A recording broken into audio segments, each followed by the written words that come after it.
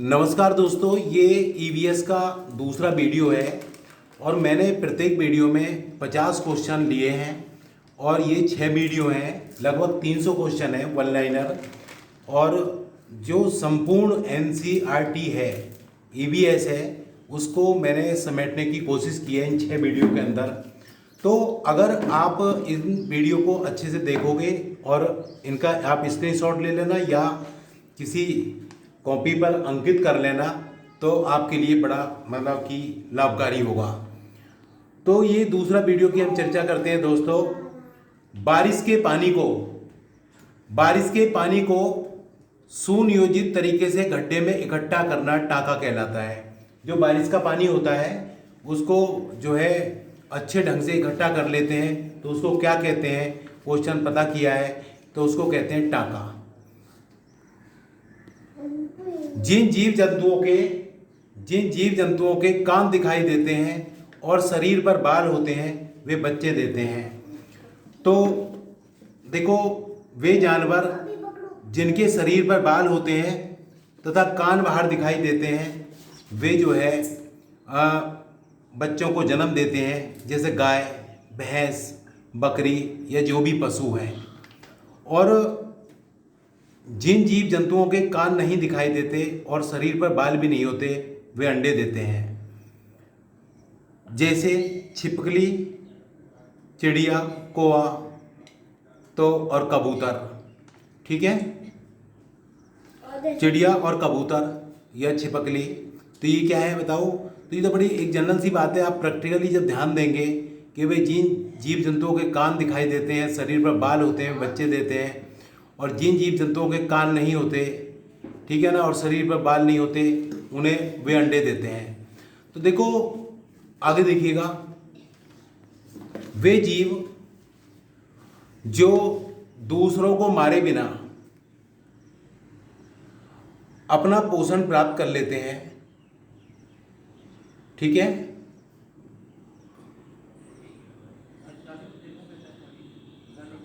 वे परजीवी कहलाते हैं। जैसे जूं, किलनी, ये किल्ली लिखा हुआ है, किलनी,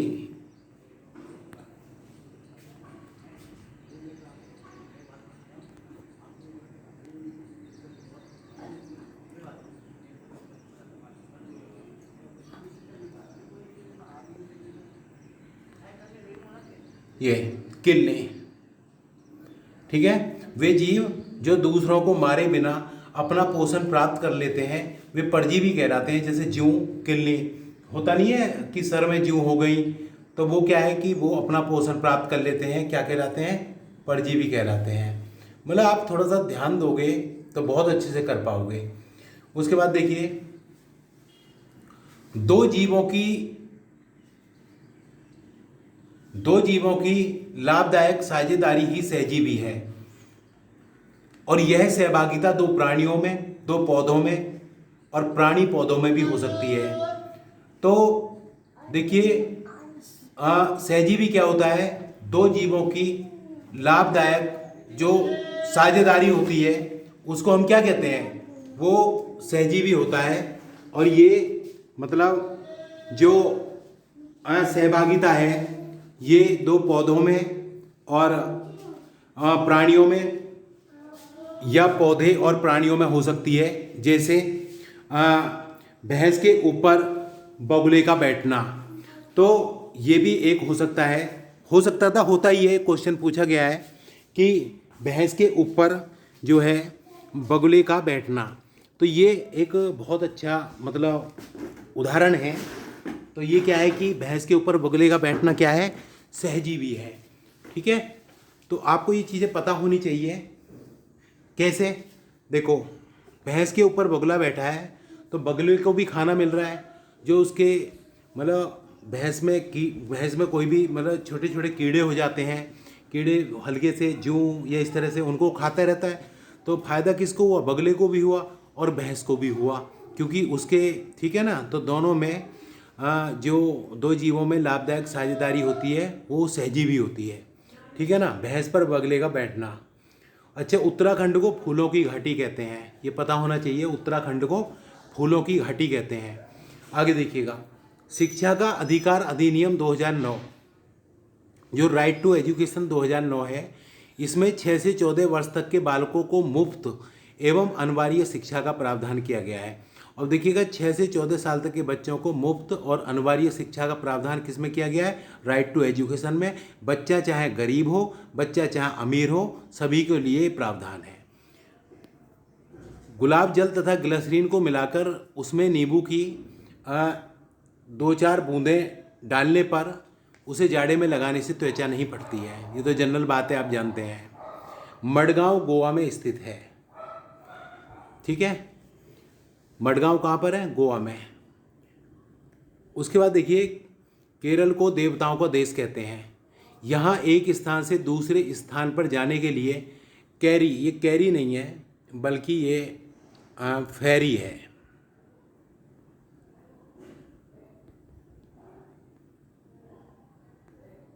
फेरी तथा अन्य नाव का प्रयोग किया जाता है। अन्य नावों का जो है उपयोग में लाई जाती हैं एक स्थान से दूसरे स्थान पर जाने के लिए। कहाँ पर? केरल में। और केरल को हम क्या कहते हैं? देवताओं का देश कहते हैं, ठीक है, देवताओं का देश कहते हैं। परिवार एक इकाई है जिसमें माता पिता और 2 बच्चे होते हैं, ये कथन गलत है, क्योंकि परिवार का वर्गीकरण एक तरीके से नहीं होता है। कहीं पर मातृ सत्तात्मक परिवार है, कहीं पितृ सत्तात्मक परिवार है, किसी परिवार में एक पति है, किसी में बहुपति है, ठीक है ना, कहीं एक पत्नी है, कहीं बहुपत्नी है। तो ये सब क्या है कि हम नहीं कह सकते कि परिवार एक इकाई है जिसमें माता पिता और 2 बच्चे होते हैं। तो ये बात सही है गलत है? ये कथन गलत है, क्योंकि परिवार का वर्गीकरण एक तरीके से कभी भी नहीं होता है। वैसे देखने की बात देखिए ऐसा है कि अगर हम ये सोचेंगे कि V2/2 तो यार बात सही है, क्योंकि देखिए ये परीक्षा लॉजिकल है। आपको ध्यान देने की बहुत आवश्यकता है। अगर आप ध्यान दोगे तो बहुत अच्छा कर पाओगे। अगर मतलब क्योंकि इनमें एक क्वेश्चन ऐसा होता है कि वो आपको अपनी ओर आकर्षित करता है। तो देखिए अगर आप थोड़ा सा तार्किक रूप से अध्ययन कर रहे हैं, समझ रहे हैं बातों को, तो आप बहुत अच्छा करोगे। आप कुछ मत करिए मेरे कहने से, एक काम कर लीजिए, केवल ये 6 वीडियो देखिए मेरी आप, उसके बाद में 2011 से 19 तक के आप क्वेश्चन हल कीजिए, आप बहुत अच्छा कर पाओगे। उसके बाद देखो, बाल विवाह कानून में बताया गया है कि लड़के के लिए शादी की उम्र 21 वर्ष और लड़कियों के लिए शादी की उम्र 18 वर्ष होनी चाहिए, आप अच्छे से जानते हैं।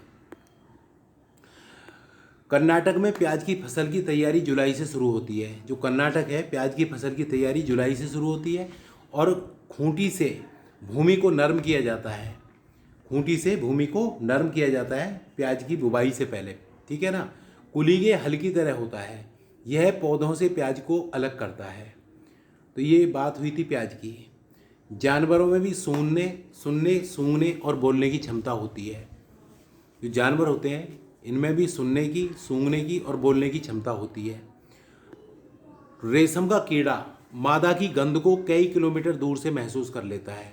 जो रेशम का कीड़ा होता है मादा की गंध को कई किलोमीटर दूर से महसूस कर लेता है। एक कुत्ता दूसरे कुत्ते के मलमूत्र की गंध को सूंघकर यह पता कर लेता है कि दूसरे इलाके का कुत्ता उसके इलाके में आया है। जो ये कुत्ता होता है वो मलमूत्र से ही की गंध से ही पता कर लेते हैं कि भाई दूसरे इलाके का कुत्ता उनके इलाके में आया है। तो ये पता होना चाहिए आपको। और मैं आपको देखिए, ज़्यादातर पक्षियों के सिर के दोनों ओर नेत्र होते हैं और वे एक समय में 2 चीज़ों को देख लेते हैं। एक समय में 2 चीज़ों को देख लेते हैं। जो पक्षी होते हैं उनके दोनों ओर नेत्र होते हैं, एक समय में 2 चीज़ों को देख लेते हैं साइड में। बिल्कुल अगर कोई भी वस्तु उनके सामने होती है, बिल्कुल सामने, तो फिर उसको ही देख पाते हैं। अगर दूर है तो साइड की दोनों वस्तु देख लेते हैं वो, और सामने की एक ही वस्तु देख पाते हैं। कुछ पक्षी ऐसे होते हैं जिनकी गर्दन हिलती रहती है। उसका कारण क्या है? उनकी आँखों की पुतलियाँ स्थिर होती हैं और पक्षियों को इधर उधर गर्दन देखने के लिए गर्दन को हिलाना पड़ता है, ठीक है। जो पक्षी होते हैं उनकी गर्दन क्यों हिलती रहती है? क्योंकि उनकी पुतलियाँ जो होती हैं, आँखों की जो पुतलियाँ होती हैं वो स्थिर होती हैं, बिल्कुल वो इधर उधर नहीं घूमती हैं, इसलिए उनकी गर्दन हिलती रहती है और उनको इधर उधर देखने के लिए गर्दन को हिलाना पड़ता है। उल्लू एक ऐसा पक्षी है जो अपनी गर्दन को पूरा मोड़ लेता है। पता होना चाहिए आपको, जनरल बातें हैं बिल्कुल, और यही क्वेश्चन आपसे हमेशा पता किए जाते हैं। अगर आप जो है थोड़ा सा इसको देखोगे तो मैं समझता हूँ कि आप बहुत अच्छा कर पाओगे। पक्षियों के सुनने के लिए कानों की जगह 2 छेद होते हैं जो पंखों से ढके रहते हैं, हमें दिखाई नहीं देते। वो कह सकते हैं कि भाई सुनने के लिए पक्षियों के क्या होते हैं, 2 छेद होते हैं, और वो कहाँ, पंखों से ढके रहते हैं जो हमें दिखाई नहीं देते। पेड़ के ऊपर बैठा लंगूर आने वाले खतरे की सूचना अलग अलग आवाज़ निकालकर अपने साथियों को देता है। अगर पेड़ पर कोई लंगूर बैठा है और बाकी लंगूर नीचे भोजन की कोई व्यवस्था कर रहे हैं, इधर उधर टहल रहे हैं, घूम रहे हैं, तो क्या है कि एक, हमेशा आपने देखा होगा, 1 या 2 लंगूर पेड़ पर बैठे रहते हैं। उनका काम होता है कि जो बाहरी कोई खतरा है, किसी बाघ का, टाइगर का, जैसे कोई खतरा होता है तो वो अलग आवाज़ निकालते हैं, तो उससे बाकी साथी लोग समझ जाते हैं कि कोई खतरा है, और वो अपने आप को जो है खतरे से आने से पहले अपने आप को सुरक्षित कर लेते हैं। मछली खतरे का संकेत विद्युतीय तरंगों के द्वारा देती हैं। जो मछलियाँ होती हैं वो भी खतरे का संकेत कैसे देती हैं? विद्युतीय तरंगों के द्वारा देती हैं। डॉल्फिन आवाज़ बदल बदल कर बात करती हैं। डॉल्फिन जो होती हैं आवाज़ बदल बदल कर बात करती हैं। कुछ जानवर ऐसे होते हैं जो काफ़ी नींद लेते हैं और बहुत समय तक दिखाई नहीं देते। आप अच्छे से जानते हो, छिपकली जो है ऐसा जानवर है। मुकादम, मुकादम कौन थे? देखो, अंग्रेजी शासन काल में कर की वसूली करने वाले को मुकादम कहते हैं। जो अंग्रेजी शासन काल में जो टैक्स की वसूली करते थे उसको मुकादम कहते थे। तो ये बातें आपको पता होंगी तो आप बहुत अच्छे से कर पाओगे। आपको कहीं कोचिंग की कोई आवश्यकता नहीं है। आप सिर्फ ये 6 वीडियो देखिए, 7 वीडियो, और 6 वीडियो से 15 क्वेश्चन मिलेंगे और 1 वीडियो से 15 मिलेंगे। वो पेडागोगी की वीडियो होगी, और उसके बाद आप 2011 से 2019 तक के क्वेश्चन हल कीजिए, जितने भी सीटेट में आए। आप इन वीडियो को देखने के बाद में सारे क्वेश्चन हल कर लोगे और आपका कॉन्फिडेंस लेवल बहुत अच्छा होगा और आप बहुत अच्छा कर भी पाओगे। क्योंकि ये जो परीक्षा है बिल्कुल तार्किक परीक्षा है, तर्क पर आधारित है। ये ऐसा नहीं है मदारी का खेल, भाई क्वेश्चन सीधा पता किया और जेब से उत्तर निकाल के दे दिया। तो इसलिए आपको थोड़ा सा यहाँ लॉजिकल तो होना पड़ेगा। बिहू, असम में चावल की फसल कटने के बाद मनाया जाता है। बिहू जहाँ भी शब्द आ जाए तो वो क्या है, असम से ही होता है। ठीक है, बिहू असम में चावल की फसल कटने के बाद मनाया जाता है, और बिहू से पहले की शाम को उरुका कहते हैं। वो क्वेश्चन पता कर लेते हैं भाई, बिहू कब मनाते हैं? चावल की फसल कटने के बाद मनाया जाता है, और बिहू से पहली शाम को क्या कहते हैं? उरुका कहते हैं। असम में 2 प्रकार के चावल होते हैं, बोरा और चेवा। याद कर लेना, बोरी में चावल, बोरा और चेवा। ठीक है, और ये पकने के बाद चिपचिपे हो जाते हैं। दोनों चावल बड़े प्रसिद्ध हैं वहाँ के, बोरा और चेवा, और ये पकने के बाद चिपचिपे हो जाते हैं। चेवा चावल पकाने की विधि क्या है? जो ताव वहाँ कहते हैं कढ़ाई को। कढ़ाई में गर्म पानी उबालकर उसमें भीगे हुए चावल की कढ़ाई रखकर, ठीक है, तो देखिएगा, ताव, कढ़ाई में गर्म पानी उबालो, और एक छोटी कढ़ाई होती है जिसमें भीगे हुए चावल रखे रहते हैं। उस कढ़ाई को उबले हुए पानी में रख दो और उसके ऊपर केले के पत्ते ढकने से चावल जल्दी पक जाते हैं। तो ये चेवा चावल पकाने की विधि है। यह है मिड डे मील, मध्याह्न भोजन योजना। देखो, मिड डे मील की जो शुरुआत है वो 15 अगस्त 1995 को तमिलनाडु में हुई थी। सबसे पहले कहाँ हुई थी? तमिलनाडु में। इसमें पहले 3 किलोग्राम गेहूं और चावल मिलते थे, लेकिन 2001 में सुप्रीम कोर्ट के हस्तक्षेप के बाद पका हुआ भोजन दिया जाने लगा। ठीक है, तो सुप्रीम कोर्ट ने मतलब इंटरफेयर किया, हस्तक्षेप किया और कहा कि भाई पका हुआ भोजन देना है, ना कि 3 किलो चावल और गेहूं। तो प्राइमरी स्तर पर 450 किलो मतलब 450 कैलोरी और 12 ग्राम प्रोटीन होना चाहिए, और उच्च प्राथमिक स्तर पर 700 कैलोरी और 20 ग्राम प्रोटीन होना चाहिए। तो ये दोनों बातें आपको पता होनी चाहिए भाई, प्राइमरी स्तर पर कितनी कैलोरी और कितना प्रोटीन, और उच्च प्राइमरी स्तर पर कितने कैलोरी और कितने ग्राम प्रोटीन होना चाहिए। तो ये बात अगर आप थोड़ा सा एक बार सुनोगे इस वीडियो को और आप इसका स्क्रीनशॉट ले लीजिए, अपना कॉपी पर अंकित कर लीजिए, नोट्स बना लीजिए, तो आप बहुत अच्छा कर पाएंगे। उसके बाद देखिए, आपने सुना है कुल्लू। कुल्लू जो है वो शॉल के लिए प्रसिद्ध है। कुल्लू जो नाम है, कुल्लू मनाली, वो पता कर लेते हैं भाई शॉल के लिए प्रसिद्ध कौन है? कुल्लू। असम सिल्क के लिए प्रसिद्ध है। असम जो है सिल्क के लिए प्रसिद्ध है। मधुबनी मैं पीछे अभी पिछली वीडियो में चर्चा की थी, पेंटिंग के लिए प्रसिद्ध है। जम्मू कश्मीर कढ़ाई के लिए प्रसिद्ध है, जो कढ़ाई बुनाई का जो काम होता है उसके लिए प्रसिद्ध है। कढ़ाई के लिए प्रसिद्ध क्या है? जम्मू कश्मीर जो है प्रसिद्ध है। आबू धाबी यहाँ की मुद्रा दिरहम है। यहाँ की मुद्रा क्या है? दिरहम। और उसमें अरबी भाषा में कुछ लिखा हुआ है। और आबू धाबी रेगिस्तान में है। यहाँ पर बहुत गर्मी पड़ती है और यहाँ के लोग सिर से पैर तक ढीले ढाले सूती वस्त्र पहनते हैं और सिर पर कपड़ा रखते हैं। यहाँ पर पानी तेल से महंगा है। यहाँ खजूर बहुत अधिक पाए जाते हैं। आपको पता होना चाहिए भाई दिरहम कहाँ की मुद्रा है? आबू धाबी की। अरबी भाषा में कुछ लिखा हुआ है। आबू धाबी कहाँ? रेगिस्तान में है। यहाँ पर बहुत गर्मी पड़ती है, ठीक है। और यहाँ जो है पानी तेल से महंगा है। यहाँ खजूर बहुत अधिक पाए जाते हैं। उसके बाद देखिए, गोवा के लोग नारियल के तेल में समुद्री मछली पकाकर खाना पसंद करते हैं। पिछली बार ही क्वेश्चन आया था। जो गोवा के लोग हैं नारियल के तेल में समुद्री मछली पकाकर खाना पसंद करते हैं।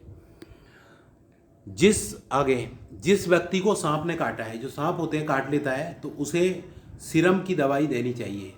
सीरम जो होता है, अगर किसी व्यक्ति को सांप काट लेता है, सांप के काटने पर क्या है कि उसे सीरम की दवाई देनी चाहिए। और यह दवा सांप के जहर से ही बनती है, क्योंकि जहर ही जहर को मारता है। और ये सभी स्वास्थ्य केंद्रों पर उपलब्ध होती है। मेन मुद्दा क्या है यहाँ कि जिस व्यक्ति को सांप ने काटा है उसको सीरम देना चाहिए, सीरम, ठीक है। और ये सभी स्वास्थ्य केंद्रों पर होता है। देखिएगा, खाद्य सामग्री को 1-2 दिन चलाने के उपाय क्या हो सकते हैं? अगर खाने की जो सामग्री है उसको हमें 1-2 दिन चलाना है, जैसे आज कोई घर में बनाया है, तैयार किया है, उसको कल तक हमें चलाना, उसको यूज करना है। कैसे कर पाएंगे? देखो, पके हुए दूध जो है, दूध को क्या है? उबाल कर। अगर हमें 1-2 दिन दूध चलाना है तो क्या करेंगे? हम दूध को उबाल कर, पके हुए चावल टिफिन में रखकर पानी के बर्तन में रख दें। पके हुए जो चावल हैं उसको टिफिन में रख दें और पानी के बर्तन में रख दें, तो वो जो है सही रहेंगे। हरा धनिया गीले कपड़े में लपेटकर। लहसुन और प्याज खुले में रखना चाहिए, लेकिन वहाँ नमी नहीं होनी चाहिए।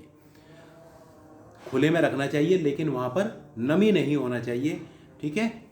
क्योंकि देखिए, आपको जैसे ये था, दूध उबाल कर या पके हुए चावल टिफिन में रखकर पानी के बर्तन में रख दें, वहाँ फ्रिज या रेफ्रिजरेटर इस तरह का कोई ऑप्शन नहीं होता है, ठीक है।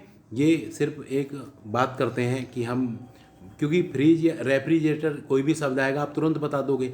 वो टिफिन में रखकर पानी के बर्तन में रख दें तो 1-2 दिन चल जाता है। आम के अचार के बर्तन को धूप में रखते हैं। जो आम का अचार होता है, आम के अचार का जो बर्तन होता है उसको धूप में रखते हैं ताकि नमी ना रह जाए। यदि बर्तन में नमी रह गई तो उसमें फफूंदी लग जाती है और अचार खराब हो जाता है। तो अचार, जब आम का अचार डालते हैं, तैयार होता है, तो पहले उसके बर्तन को कहाँ रखते हैं? हम धूप में रखते हैं ताकि उसमें नमी ना रह जाए। अगर नमी रह गई तो फफूंदी लग जाएगी उसमें। आम को पूरे साल संरक्षित रखने के लिए, जो आम होता है हमें पूरे साल संरक्षित करने के लिए आम का अचार, पापड़, चटनी, टॉफ़ी, रस आदि बनाते हैं। तो क्वेश्चन पता कर लेते हैं भाई, आम को संरक्षित करने के लिए पूरे साल क्या करेंगे? तो आम का अचार बना लो, पूरे साल संरक्षित रहेगा। और आम पापड़ बना लो, चटनी बना लो, टॉफ़ी बना लो, रस बना लो, कुछ भी आप बना सकते हो।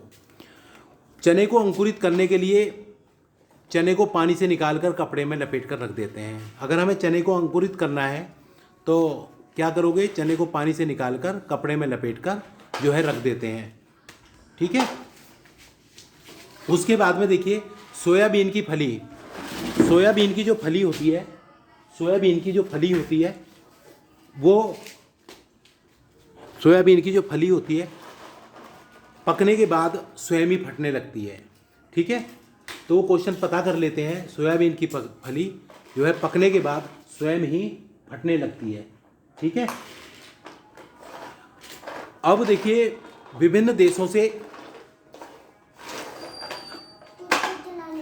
और वहाँ से, मतलब हमारे देश में आए बीज, दक्षिणी अमेरिका से हरी मिर्च, टमाटर, आलू, मूंगफली और अमरूद ये आए थे। दक्षिणी अमेरिका से हरी मिर्च, टमाटर, आलू, मूंगफली और अमरूद। यूरोप से बंद गोभी और मटर, यूरोप से बंद गोभी और मटर। अफ्रीका से भिंडी कॉफ़ी और बीन्स ये आए थे। ठीक है, चीन से सोयाबीन। तो अगर आपको पता होना चाहिए सारी बातों का भाई, मतलब विभिन्न देश और वहाँ से मतलब आए हुए बीज जो थे वो कौन कौन से थे। ठीक है, तो देखिए सबसे अधिक चावल की खेती कालाहांडी उड़ीसा में होती है। सबसे अधिक जो चावल की खेती होती है कहाँ पर होती है?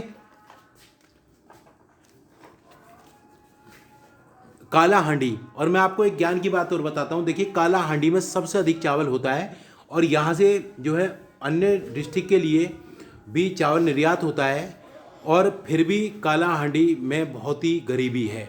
तो कालाहांडी में जो है सबसे अधिक चावल की खेती होती है। चावल अन्य देशों मतलब अन्य डिस्ट्रिक्ट के लिए, अन्य ज़िले के लिए भी निर्यात होता है, फिर भी यहाँ बहुत ही गरीबी है। शिकारी पौधा, घटपर्णी पौधा या नेपेंथीस, ये कहाँ पाया जाता है? शिकारी पौधा, घटपर्णी पौधा। देखो ये ऑस्ट्रेलिया, इंडोनेशिया और भारत के मेघालय में पाया जाता है। ये भी क्वेश्चन पता कर सकते हैं, वो कहाँ पाया जाता है? ऑस्ट्रेलिया में, इंडोनेशिया में और भारत के मेघालय में पाया जाता है। और यह पौधा मेंढक, चूहा, केंचुआ तथा अन्य कीटों को खाता है। इसका आकार एक मटके की तरह होता है। उस पर सफ़ेद फूल जैसे होते हैं, उसमें से एक सुगंध आती है जिससे ये सभी जीव उसके पास चले जाते हैं और इसके फूलों की पत्तियां खुल जाती हैं। जैसे ही जीव उसमें जाता है तो ये बंद हो जाती हैं। तो ये घटपर्णी पौधा है। ठीक है, तो वो मटके की तरह होता है और जैसे ही मतलब कोई भी मेंढक, चूहा या केंचुआ उसके फूलों में चला गया, अंदर चला गया, तो तुरंत जो है बंद हो जाती हैं। और फिर क्या है कि ठीक है, तो इसको घटपर्णी पौधा कहते हैं, शिकारी पौधा कहते हैं। कहाँ पाया जाता है? ऑस्ट्रेलिया में, इंडोनेशिया में, मेघालय में। देखिए एक लड़की के पेट में दर्द है, उसके शरीर में भोजन और पानी भी नहीं रुक रहा है, तो हम उसे क्या करेंगे? ग्लूकोज देंगे। हमें उसे ग्लूकोज देना चाहिए, जनरल बात है, पता है आपको। एक 3 वर्ष की लड़की के हाथ बहुत पतले हैं, पेट मोटा है, तो कौन सा रोग है उसको? सू का रोग है, रिकेट्स, जो कि विटामिन डी और संतुलित आहार की कमी है। ठीक है, सू का रोग किसकी कमी से होता है? संतुलित आहार और विटामिन डी की कमी से होता है, विटामिन डी। ठीक है, उसके बाद आगे देखिएगा। एक डॉक्टर एक व्यक्ति को खाने की दवाइयाँ देता है और कहता है कि आपको दवाइयों के साथ आंवला, हरी सब्जियां और गुड़ भी खाना है। उसको एनीमिया है। क्या है? एनीमिया, यानी कि खून की कमी है। आप समझ गए होंगे, एक डॉक्टर एक व्यक्ति को खाने की दवाइयाँ देता है और कहता है आपको दवाइयों के साथ आंवला, हरी सब्जियां और गुड़ भी खाना है, तो उसको क्या है? एनीमिया, यानी कि खून की कमी है। देखिए जो वेट लिफ्टर होते हैं, भारोत्तोलक होते हैं, अपनी मांसपेशियों तथा बॉडी मास बनाने की उनको आवश्यकता होती है, क्योंकि वे वेट लिफ्टिंग का काम करते हैं और यह आवश्यकता प्रोटीन पूरा करता है। प्रोटीन से पूरी होती है। प्रोटीन किस में होता है? दूध में, अंडे में, मछली में, इनमें सब में होता है। और विटामिन जो होते हैं ये हमारे शरीर को रोगों से लड़ने की क्षमता मिलती है, तो रोगों से रक्षा करते हैं। यानी कि विटामिन जो होते हैं हमारे शरीर में जो रोग हो जाते हैं उनसे रक्षा करते हैं और रोगों को से लड़ने की क्षमता मिलती है। ठीक है ना, विटामिन जो होते हैं रोगों से रक्षा करते हैं। प्रोटीन जो होते हैं वो मतलब वेट लिफ्टर, बॉडी मास यानी कि मांसपेशी और बॉडी बनाने की के लिए यूज करते हैं। अलबरूनी ये उस स्थान का रहने वाला था जिसे हम आज उज्बेकिस्तान कहते हैं। ठीक है, अलबरूनी उस स्थान का रहने वाला था जिसे आज हम उज्बेकिस्तान कहते हैं। अलबरूनी यानी कि अबू रेहान का जन्म जो अबू रेहान था, अबू रेहान का जन्म 973 ईस्वी में हुआ था। और ये जो था एक फारसी विद्वान, लेखक, वैज्ञानिक, धर्मज्ञ और विचारक था। इसकी रचनाएं अरबी भाषा में हैं और ये संस्कृत का भी विद्वान था।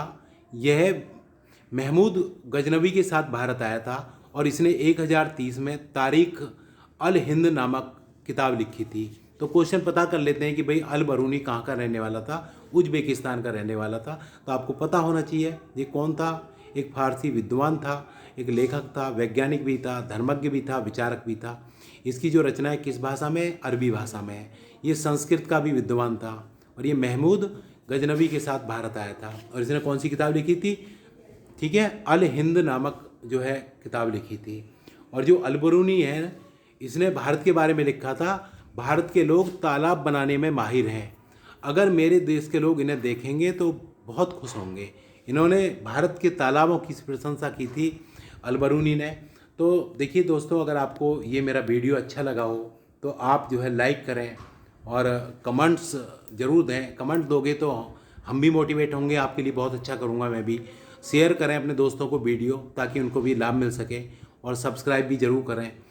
तो देखो, मैंने ये दूसरा वीडियो है आपके लिए, और मैंने कहा कि 6 वीडियो हैं ये। 6 वीडियो आप जब इसको 6 वीडियो को देखोगे तो, और 7वां वीडियो अकेला पेडागोगी का है। 7 वीडियो के बाद में आपका EVS बिल्कुल तैयार हो जाएगा और आप बहुत अच्छा कर पाएंगे।